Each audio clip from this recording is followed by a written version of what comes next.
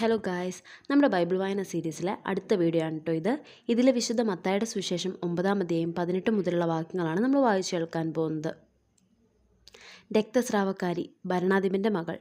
അവൻ അവരോട് സംസാരിച്ചു കൊണ്ടിരിക്കുമ്പോൾ ഒരു ഭരണാധികാരി അവനെ സമീപിച്ച് താണു വണങ്ങിക്കൊണ്ട് പറഞ്ഞു, എൻ്റെ മകൾ അല്പം മുമ്പ് മരിച്ചുപോയി. നീ വന്ന് അവളുടെ മേൽ കൈവയ്ക്കുമെങ്കിൽ അവൾ ജീവിക്കും. യേശുവും ശിഷ്യന്മാരും അവനോടൊപ്പം പോയി. 12 വർഷമായി രക്തസ്രാവം നിമിത്തം കഷ്ടപ്പെട്ടിരുന്ന ഒരു സ്ത്രീ പിന്നിലൂടെ വന്ന അവൻ്റെ വസ്ത്രത്തിൻ്റെ വിളുമ്പിൽ സ്പർശിച്ചു. അവൻ്റെ വസ്ത്രത്തിൽ ഒന്ന് സ്പർശിച്ചാൽ മാത്രം മതി, എനിക്ക് സൗഖ്യം കിട്ടും എന്ന് അവൾ ഉള്ളിൽ വിചാരിച്ചിരുന്നു. യേശു തിരിഞ്ഞ് അവളെ നോക്കി അരുൾ ചെയ്തു, മകളെ, ധൈര്യമായിരിക്കുക, നിന്റെ വിശ്വാസം നിന്നെ രക്ഷിച്ചിരിക്കുന്നു. ആ നിമിഷം മുതൽ അവൾ സൗഖ്യമുള്ളവളായി. യേശു ഭരണാധികാരിയുടെ ഭവനത്തിലെത്തി.